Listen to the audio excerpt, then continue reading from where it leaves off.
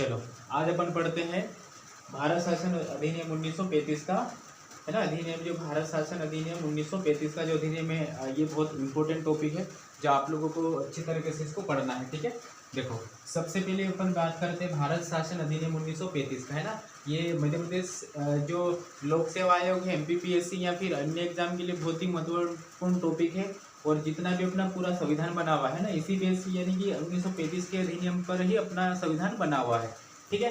तो सबसे पहले अपन बात करते हैं किसकी, भारतीय संविधान का। ये क्या है, भारतीय संविधान का मूल स्रोत, ठीक है। 1935 के अधिनियम को भारतीय संविधान का मूल स्रोत कहा जाता है ना। जिसमें कितनी 321 धाराएं और 10 अनुसूचियां है ना। 1935 के अधिनियम में कितनी धाराएं थी, 321 धाराएं और अनुसूचियां कितनी थी, अनुसूचियां कितनी थी, इसमें 10 अनुसूचियां और 321 धाराएं हैं, ठीक है। और इसको भारतीय संविधान का मूल स्रोत माना जाता है, ठीक है। लगभग कितने, लगभग 250, ठीक है। लगभग यानी कितने 250 आर्टिकल अपने संविधान में सेम टू सेम 1935 के अधिनियम से लिए गए हैं, ठीक है। तो इसको अच्छे समझना है कि भारतीय संविधान का मूल स्रोत किसको बोलते हैं, तो 335 का 1935 का अधिनियम, जिसमें लगभग कितने अनुच्छेद है, वर्तमान में 250 अनुच्छेद अपने संविधान में है। जो अपने वर्तमान में 395 अनुच्छेद है ना भारतीय संविधान में, इनमें लगभग कितने 250 अनुच्छेद वैसे की वैसे 1935 के अधिनियम से लिए गए हैं, ठीक है। और इसमें अनुसूचियां कितनी थी, अनुसूचियां इसमें 10 अनुसूचियां थी, ठीक है। अनुसूचियां कितनी, इसमें 10 अनुसूचियां थी, है ना। और धाराएं कितनी 321 इसमें धाराएं हैं। धाराएं वही अनुच्छेद होता है, ठीक है। फिर अब अगली बात याद रखना, 1935 के अधिनियम से प्रांत में द्वैध शासन को समाप्त किया गया, है ना। 1935 के अधिनियम से प्रांतों में द्वैध शासन को समाप्त कर दिया गया, द्वैध शासन को समाप्त कर दिया गया। तो ये आप लोगों के मन में ये क्वेश्चन आ रहा होगा कि द्वैध शासन होता क्या है और ये समाप्त क्यों किया गया। तो ये जो द्वैध शासन है दोहरा शासन होता है, ठीक है। दोहरा शासन होता है, केंद्र में अलग और राज्य में अलग होता है, ठीक है, इस तरीके का। तो ये 1935 के अधिनियम से इसको खत्म कर दिया गया है ना।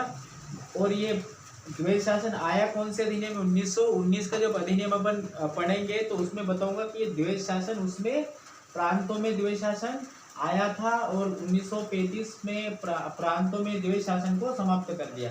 और लागू कहाँ पर किया, केंद्र में द्वैध शासन लागू कर दिया गया, ठीक है। प्रांत में द्वैध शासन समाप्त कर दिया और कहाँ पर लागू कर दिया, केंद्र में, ठीक है। अब इसमें सूचियां हैं, ठीक है। कितनी सूचियां, 3 सूचियां हैं, परिसंघ सूची, प्रांतीय सूची और समवर्ती सूची। जैसे वर्तमान में अपने भारत संविधान में कैसी सूचियां हैं, है ना, राज्य सूची अलग है, समवर्ती सूची अलग और संघ सूची अलग है, उस प्रकार की ये सूचियां थी। 1935 के अधिनियम में कितनी सूचियां थी, तो कितनी थी, 3, परिसंघ सूची, प्रांतीय सूची और समवर्ती सूची, है ना। फिर 1935 के अधिनियम से संघीय न्यायालय की व्यवस्था की गई। संघीय न्यायालय जो वर्तमान में अपन सुप्रीम कोर्ट के नाम से जानते हैं, वही वाला संघीय न्यायालय, ठीक है। तो 1935 में संघीय न्यायालय की व्यवस्था की गई थी, है ना। संघीय न्यायालय की व्यवस्था की गई थी किसके अनुसार, 1935 के नियम के अनुसार संघीय न्यायालय की व्यवस्था की गई थी। और कब की गई थी, तो 1937 में। 1937 में संघीय न्यायालय की व्यवस्था की गई थी। इसमें कितने, एक मुख्य न्यायाधीश और 2 अन्य न्यायाधीश थे, ठीक है। एक इसमें मुख्य न्यायाधीश था और इसमें कौन था, 2 अन्य न्यायाधीश, ठीक है। इतनी बातें याद रखना आप लोग, ठीक है। अब जो इनकी जो सर्वोच्च न्यायालय की जो अंतिम शक्ति होती है वो प्रिवी काउंसिल के पास होती है। किसके पास होती है, प्रिवी काउंसिल, यानी कि जो उस समय अपने अंग्रेज लोग शासन कर रहे थे तो उनके पास ये शक्ति होती है। और जो वहाँ पर कहाँ पर से अपनी शक्ति का प्रदर्शन करते थे, लंदन में। कहाँ पर, लंदन में, ठीक है, ये याद रखना। तो संघीय न्यायालय की स्थापना कब की गई थी, तो 1937 में। जो वर्तमान में अपन सुप्रीम कोर्ट के नाम से जानते हैं तो उसको बोलते हैं संघीय न्यायालय, है ना, संघीय न्यायालय बोलते थे। जिसमें एक मुख्य न्यायाधीश था और 2 अन्य न्यायाधीश थे, ठीक है। और इसकी जो सुप्रीम कोर्ट की जो इसका किसी भी मुद्दे का अंतिम जो निर्णय लेता था, कौन लेता था, प्रिवी काउंसिल। प्रिवी काउंसिल कहाँ पर था, तो प्रिवी काउंसिल था अपने लंदन में, यानी कि इंग्लैंड में था, क्योंकि उस समय ब्रिटिश का शासन था अपने भारत पे। तो ठीक है, इतनी बातें याद रखना। ठीक है, और याद रखना कि 1935 के अधिनियम के अनुसार भारत में पहला चुनाव कब हुआ था? तो पहला जो चुनाव हुआ था 1935 के नियम के अनुसार, तो 1937 में पहला चुनाव हुआ था। ये क्वेश्चन 2020 में आया था। ठीक है, तो 1935 के अधिनियम के अनुसार भारत में पहली बार निर्वाचन कब हुआ था, चुनाव कब हुआ था? तो 1937 में हुआ था, जब सुप्रीम कोर्ट बना था तब। अगली बात याद रखना, अखिल भारतीय संघ की स्थापना की गई, यानी कि 1935 के अधिनियम से भारत में अखिल भारतीय संघ की स्थापना की गई। ठीक है, किसकी? अखिल भारतीय संघ की स्थापना की गई। जैसे अपने यहाँ पहले क्या था, राज्य था, है ना, और कुछ प्रांत, ठीक है, कुछ रियासतें थी। अपने यहाँ क्या था, ये रियासतें जो थी उसको विलय करना, यानी कि भारत के एकीकरण करने का काम कौन कर रहा था? भारत के जो एकीकरण यानी कि उसके एक यूनिट बनाया था, वो कौन बनाया था? सरदार वल्लभ भाई पटेल। ठीक है, तो वो क्या बनाया था? अखिल भारतीय। तो इसका एक महत्वपूर्ण रोल था। अखिल भारतीय क्या थी? तो अखिल भारतीय थी भारत में एकीकरण करने के लिए ये एक महत्वपूर्ण संघ की स्थापना की गई थी। ठीक है, महत्वपूर्ण संघ की स्थापना की गई। ठीक है, तो ये वाला क्वेश्चन अभी 2021 में पूछा हुआ है एमपीपीएससी में ये पूछा हुआ था। ठीक है, अभी पूछा हुआ है। अखिल भारतीय संघ की स्थापना कौन से अधिनियम के अनुसार हुई थी? तो 1935 के अधिनियम के अनुसार हुई थी।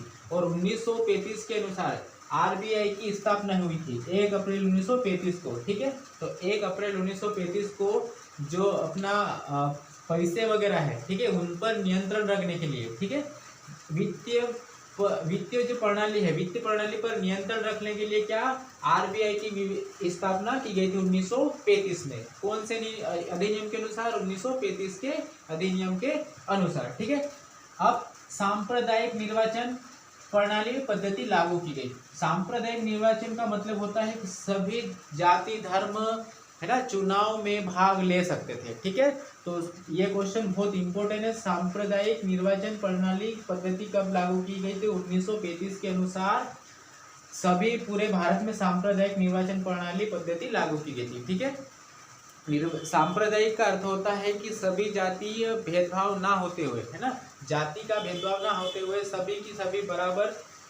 बराबर मानते हुए सभी की सभी कहाँ हिस्सा लेंगे? चुनाव में भाग लेंगे। ठीक है, तो सांप्रदायिक निर्वाचन प्रणाली इसका मतलब ये होता है। फिर भारतीय परिषद का क्या हुआ? अंत हुआ। भारतीय जो परिषद थी उसका अंत किया गया।